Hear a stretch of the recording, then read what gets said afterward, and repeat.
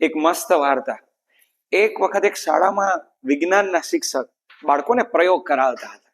એમાં બાળકો પાસેથી એક ગ્લાસ મંગાવ્યો અને એક બાળકને કહ્યું કે આમાં થોડું મીઠું નાખી દે.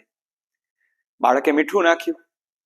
હવે એ સાહેબે પછી એક બાળકને ઊભું કરીને કહ્યું કે આ ગ્લાસમાંથી એક ઘૂંટ પાણી પી.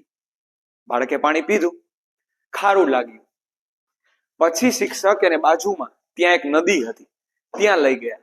એટલું જ મીઠું એક બાળકને પાછું આપ્યું કે નદીમાં નાખતો.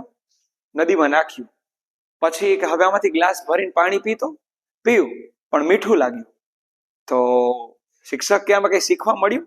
બાળકો કે ના, આમાંથી તમારે એ શીખવાનું છે કે તમારે તમારું હૃદય કાચના નાના ગ્લાસ જેવું નથી રાખવાનું, નહીતર તમે થોડાક મીઠા એટલે કે પ્રોબ્લેમમાં ખારા થઈ જશો. તમારે તમારું હૃદય આ નદી જેવું રાખવાનું છે કે ગમે તેવી મીઠારૂપી પ્રોબ્લેમ આવે ને તોય તમે ખારા ન થાવ.